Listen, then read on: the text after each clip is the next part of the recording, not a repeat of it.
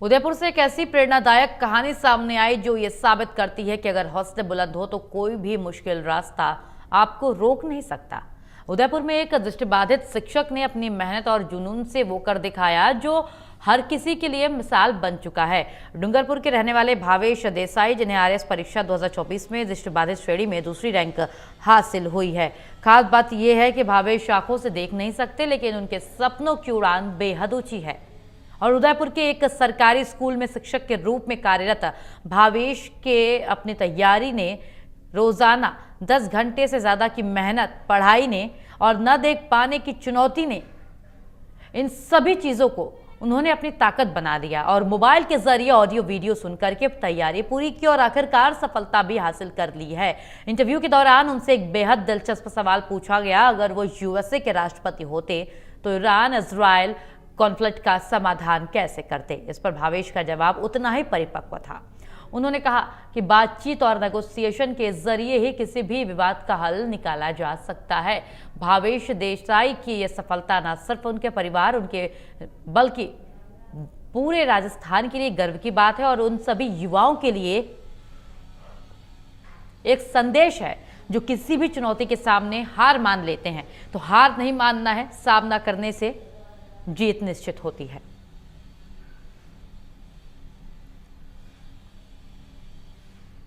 हौसले मजबूत हो तो अंधेरा भी रास्ता नहीं रोक सकता। आज ऐसे शख्स से हम आपको मिलवाएंगे जिनके आंखों में अंधेरा है, लेकिन उन्होंने हौसलों से आरएएस जो परीक्षा है वह पास की है। आरएएस का रिजल्ट आज आया है। हमारे साथ भावेश देसाई हैं जो आंखों से देख नहीं सकते, लेकिन उन्होंने दृष्टि जो बाधित जो परीक्षा आरएएस की उन्होंने दी थी और उसमें दूसरी रैंक है जो इन्होंने प्राप्त की है।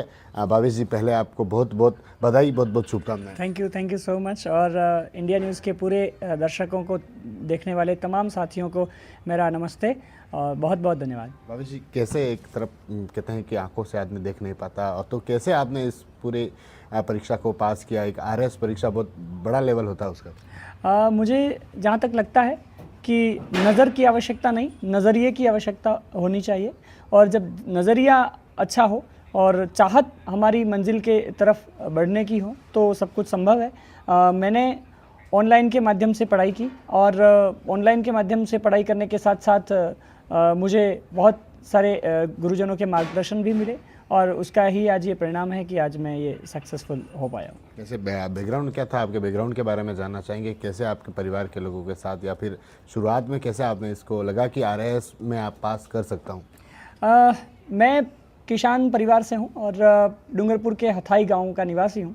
उदयपुर में जब 9th क्लास में पढ़ता था तो हमारे एक अच्छे परिचित है डॉक्टर देवीलाल जी गर्ग साहब करके, तो उन्होंने सबसे पहले मुझे प्रेरणा दी कि भावेश, तुझे आरएएस बनना है और उसके लिए तुझे जो भी मदद चाहिए वो मैं दूंगा। बस वो उनकी जो प्रेरणा थी वो मुझे यहाँ तक ले आई। और अंत में फिर मेरे, क्योंकि मैं डाकन कोड़ा में एज एन इंग्लिश टीचर कार्यरत हूँ, तो मेरे साथ एक हिस्ट्री के लेक्चरर है निर्मल जी कलाल सर करके, तो उन्होंने इस मेंस की तैयारी में मेरी बहुत मदद की और उसके बाद ये मेरा सफल हो पाया। पर आप कई सारे लोग हैं जो कई सारी बातें आपको कहते होंगे कि आंखों से देख नहीं पाता, कैसे क्या करेगा, देखिए सर, क्या आरएएस पास करेगा? ये तो देखिए सर, जीवन में ये सारी चीज़ें मैं ये मानता हूँ कि सुनना सबकी चाहिए, करना मन की चाहिए। बस सिर्फ अपना लक्ष्य ऐसा होना चाहिए कि हाँ, definitely I will do it. अगर जब ये मन में हो गया कि I will do it, then definitely he can do it. तो मेरा यही था कि लोग चाहे कुछ भी कहें, कुछ भी माने, कुछ भी मेरे बारे में सोचे, बट एक न एक दिन मुझे सफलता मिलेगी और आज आप सबके आशीर्वाद से मिलता है। कैसे पढ़ाई करते थे आप? शेड्यूल एक बड़ा होता है कि पढ़ाई, आरएएस की पढ़ाई करना, साथ में टीचर भी, तो स्कूल भी संभालना और आरएएस की भी पढ़ाई करना। मैंने 10 घंटे लगभग दिए थे, 8 से 10 घंटे में दिया करता था। स्कूल में बच्चों को पढ़ाने के बाद जब घर पे आता था तो मेरे परिवार ने मेरा बहुत अच्छा साथ दिया। तो मैं क्या कि अपना स्पेशल मेरा फिक्स था कि मैं रात को 12 या 12:30 बजे तक पढ़ूंगा। तो बस वो पढ़ाई के लिए मेरे को पूरा सपोर्ट मिला और मैं ऑनलाइन के माध्यम से उत्कर्ष की क्लासेस लेकर के पढ़ता था। देख नहीं पाते थे फिर भी एक पढ़ना होता था, तो कैसे कैसे आप पढ़ते थे? पढ़ने का तरीका क्या था? कैसे कैसे पढ़ते थे? एक जब होता है ना कि लोग सब कुछ कर पाते हैं, आप जैसे पढ़ करके आराम से याद कर पाते हैं, तो हमारा ये था कि जो क्लासेस हम ले रहे हैं वो भी हमको सुन करके याद रखनी है। तो मेरा क्या है, शुरू से रहा है कि मैं एकाग्र रहा हूँ। जहाँ भी जैसे कोई भी कार्य मैंने जब भी किया है एकाग्रता के साथ किया है। तो सुन करके मुझे याद रखना होता था, सारे ऑडियो लेक्चर्स होते थे, सुन करके याद रखना होता था और बहुत अच्छा रहा, मैं कर पाया।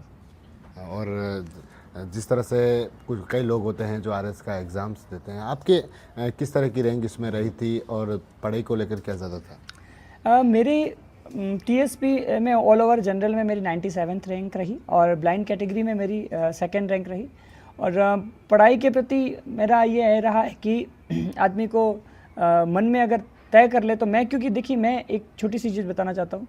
मैं 2015 के बाद जब आरएएस की तैयारी करने के लिए यहाँ बीए कर रहा था तो परिवार का सपोर्ट नहीं था, क्योंकि परिवार इतना सक्षम नहीं था कि मैं उदयपुर में रहूं और मुझे पढ़ाई का खर्चा मिल पाए।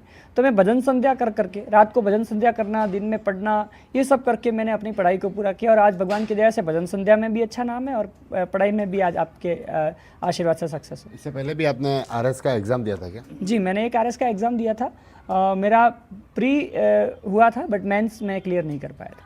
भविष्य किस तरह के सवाल जब इंटरव्यू होता है तो कई इंटरव्यू को लेकर रहता है कि बड़े सवाल इंटरव्यू में पूछे जाते हैं, किस तरह के सवाल आपसे उस इंटरव्यू में पूछे? मेरे को देखिए मेरा इंटरव्यू बड़ा फ्रैंक हुआ और बड़े रोचक तरीके से मेरे से सवाल पूछे गए। अभी जो वर्तमान में स्थिति चल रही है इजराइल, ईरान और अमेरिका की, तो मुझसे एक बहुत अच्छा सवाल पूछा गया कि भावेश, आप अगर अमेरिका के राष्ट्रपति हों डोनाल्ड ट्रंप की जगह तो आप क्या करेंगे? तो फिर मेरा एक आंसर था और वो मुझे लगता है आप सबको पसंद आएगा कि चूँकि अमेरिका अपने आप को महाशक्ति मानता है तो उसका परम कर्तव्य होना चाहिए कि विश्व संतुलित हो। तो सबसे पहले विश्व संतुलित हो, उसके लिए ये युद्ध कैसे रोका जा सके, कैसे इन सभी बातों पर वार्ता हो करके कैसे नेगोशिएशन हो सके, वो मैं पहले करूँगा। ये मेरा आंसर था और वो उनको बहुत उनके मन भा गया। क्या मैसेज उन लोगों को देना चाहेंगे जो आप तो आंखों से देख नहीं सकते हैं लेकिन वो आंखों से देख भी सकते हैं, या फिर आंखों से कुछ लोग ऐसे होते हैं जो दिव्यांग भी होते हैं, उनको क्या कहना चाहेंगे उनके हौसले के लिए कि वो भी इस तरह की तैयारी करते हैं लेकिन क्या पता सिलेक्शन होता है नहीं होता है तो फिर घबरा जाते हैं या फिर उस तरह से कुछ कदम उठाते हैं? देखिए, मैं सिर्फ ये मानता हूँ कि मन में चाहत होनी चाहिए। आपके कोई भी बाधा हो, चाहे मान लो आर्थिक रूप से हो, आपको मेंटली अगर कोई आपको दिक्कत ऐसी रह रही हो कि मैं पढ़ पाऊंगा नहीं पढ़ पाऊंगा, ये सब दूर हो जाता है। बस मन में ये चाहत होनी चाहिए कि मेरे को इस रास्ते जाना है, मुझे ये करना ही है। जैसे कि आरएएस की पढ़ाई हो चाहे आईएएस की पढ़ाई हो, जब बिना मन की भावना के अगर कुछ करें तो पॉसिबल नहीं है। तो मैं तो यही सबसे कहना चाहूँगा कि आप अपने लक्ष्य के प्रति अटल रहिए और आगे बढ़ते रहिए। बहुत बहुत धन्यवाद, आपको बहुत बहुत शुभकामनाएं। तो ये थे भावेश देसाई जिनका आरएएस में चयन हुआ है। इनका कहना है कि जब हौसले हो और प्रयास कर रहे हैं तो सफलता तो ज़रूर मिलेगी। और किस तरह के सवाल भी इनसे जब इंटरव्यू हुआ पूछा गया, इनसे जो वर्तमान में जो स्थितियाँ चल रही है उसको लेकर जो सवाल थे वह भी उनसे इंटरव्यू में पूछे गए और इन्होंने बताया कि किस तरह इनको है जो सफलता मिली है। इंडिया न्यूज़ के लिए राजेश डांगी। आगे बढ़ते हैं। संघर्ष, मेहनत और